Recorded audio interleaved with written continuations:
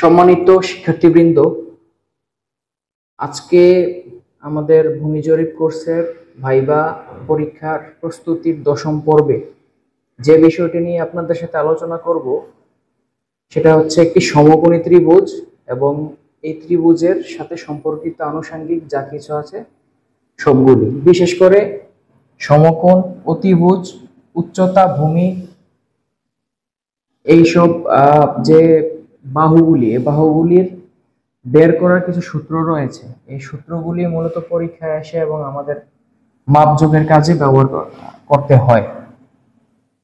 তো সেই দিক থেকে বিবেচনা করেই আমি একটা প্রশ্ন লিখে রেখেছি এখানে, একটি সমকোণী ত্রিভুজ অঙ্কন করো, অতিভুজ, ভূমি এবং উচ্চতা বের করার সূত্রটি লিখো।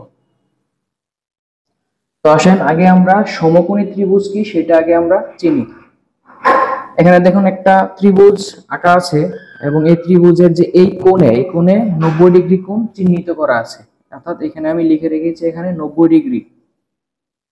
তো যে ত্রিভুজের একটি কোণ হচ্ছে 90 ডিগ্রি সেটাকে বলা হয় সমকোণ, অর্থাৎ যে ত্রিভুজের একটি কোণ 90 ডিগ্রি সেটাকে ধরে নিতে হবে সেটা হচ্ছে একটা সমকোণ। তো সমকোণের বিপরীত পাশে, অর্থাৎ এখানে যদি 90 ডিগ্রি কোণটা থাকে, এটার বিপরীত পাশে ত্রিভুজের যে বাহুটি থাকবে সেটা হচ্ছে অতিভুজ, এবং সমকোণের সাথে নিচের দিকে যে বাহুটি থাকে সেটা হচ্ছে ভূমি, আর উপরের দিকে যেটা থাকে সেটা হচ্ছে উচ্চতা। অর্থাৎ এই সমকোণের বিপরীত দিকে যে বাহুটা অতিভুজ, সমকোণের নিচের দিকের বাহুটা হচ্ছে ভূমি, আর উপরের দিকের বাহুটা হচ্ছে উচ্চতা। তো এটার একটা সূত্র আছে, যখন যেমন মনে করেন এই ত্রিভুজের এই বাহুটা আমার জানা আছে, এটা জানা আছে, কিন্তু এটা আমার জানা নাই, তখন আমরা এই দুটি বাহুর মান ব্যবহার করে আমরা এটার মান বের করতে পারবো। অথবা ধরুন এটার মান দেওয়া আছে, এটার মান দেওয়া আছে, কিন্তু ভূমির মান দেওয়া নাই, অর্থাৎ অতিভুজ উচ্চতার মান দেওয়া আছে কিন্তু ভূমির মান দেওয়া নাই। অথবা এরকম হইতে পারে ভূমি এবং অতিভুজের মান দেওয়া আছে কিন্তু উচ্চতার মানটা দেওয়া নাই। তো সেই ক্ষেত্রে একটা সূত্র আছে, প্রাথমিক সূত্র যেটা, সেটা হচ্ছে অতিভুজের সূত্র। এখন আমি লিখে রেখেছি অতিভুজ সমান √, ভূমি স্কয়ার প্লাস উচ্চতা স্কয়ার সমান একক। একটা বাহুর যে দৈর্ঘ্য বা পরিমাপ সেটা এককে হয়, কারণ এটা একটাই লাইন। তো এখানে আমি লিখে রেখেছি অতিভুজ হচ্ছে কি এসি সমান √, বিসি কোনটা, বিসি, অর্থাৎ ভূমি স্কয়ার প্লাস এবি হচ্ছে উচ্চতা স্কয়ার। যদি আমাদেরকে এরকম ভাবে বলে বা জিজ্ঞেস করে থাকে যে আপনার ভূমি এবং অতিভুজ দেওয়া আছে, আপনি উচ্চতা বের করুন, তো সেই ক্ষেত্রে সূত্রটা হবে, আমি একটু লিখি,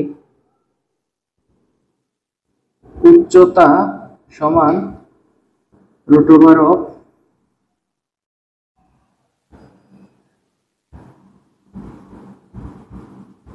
অতিভুজ স্কয়ার মাইনাস ভূমি স্কয়ার এটা হচ্ছে এককে। এক্ষেত্রে হবে অতিভুজ থেকে ভূমি মাইনাস হয়ে যাবে।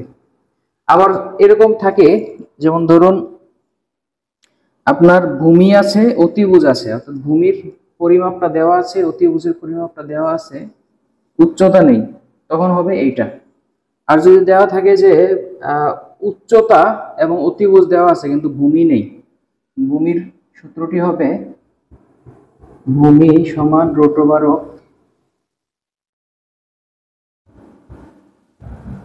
অতিভুজ স্কয়ার মাইনাস উচ্চতা স্কয়ার, এটা হবে এককে। এই হলো তিনটি সূত্র, অর্থাৎ অতিভুজের সূত্র আমরা শিখলাম, উচ্চতার সূত্র শিখলাম, ভূমির সূত্র শিখলাম।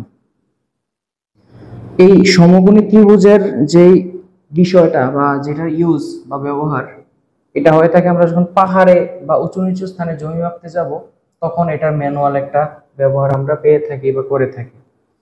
তো সেই জন্য আমাদের একটা সমকোণী ত্রিভুজ চিনতে হবে, সমকোণী ত্রিভুজ কি, অতিভুজ কি, ভূমি কি, উচ্চতা কি, এবং এগুলির বের করার সূত্র আমি আরেকদিন অঙ্ক করে দেখাবো আপনাদেরকে, যে কিভাবে অঙ্ক করে করে এগুলির মান বের করা হয়, সেটা আরেকটা ক্লাসে আপনাদেরকে দেখাবো।